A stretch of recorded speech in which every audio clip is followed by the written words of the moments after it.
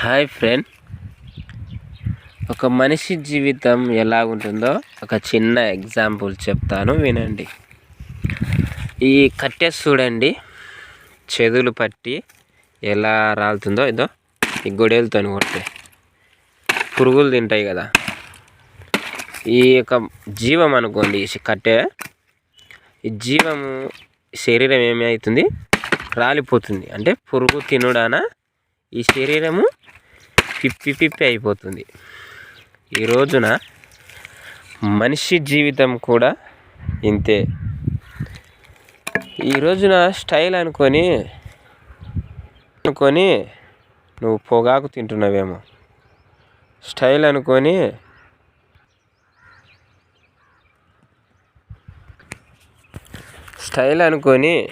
పొగాకు తింటున్నావు, స్టైల్ అనుకొని మరి ఏవేవో తింటూ ఉన్నారు.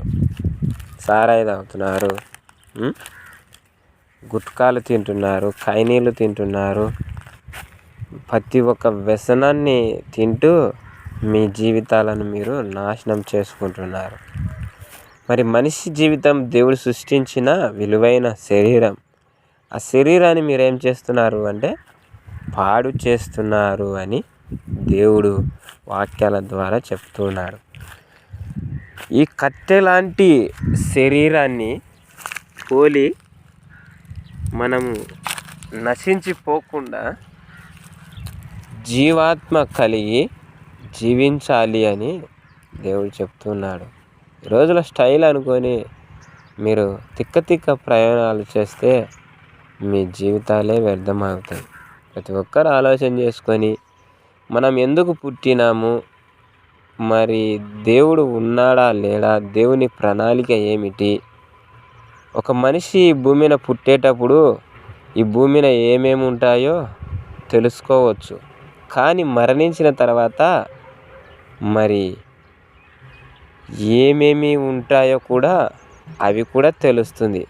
మనిషి జన్మించినప్పుడు ఈ భూమి మీద ఏమున్నది తెలుస్తున్నప్పుడు మరణించినాక కూడా ఏదో ఒకటి ఉంటుంది అని తెలుసుకోవాలి కదా. తెలివి జ్ఞానము ఉన్నవాళ్ళు ఆలోచన చేసి మీ శరీరాన్ని నాశనం చేసుకోకుండా మీ జీవితాలను కట్టుకోవాలని ప్రభు పేరట మీ అందరినీ బతిమలాడుతూ ఈ యొక్క వాక్యమును దేవుడు ఆశీర్వదించి మిమ్ములను మీ కుటుంబాలను ఎంతో దీవెనకరంగా దీవించాలని ప్రేమతో ఆశిస్తూ మీ యొక్క స్నేహితుడు. Good bye.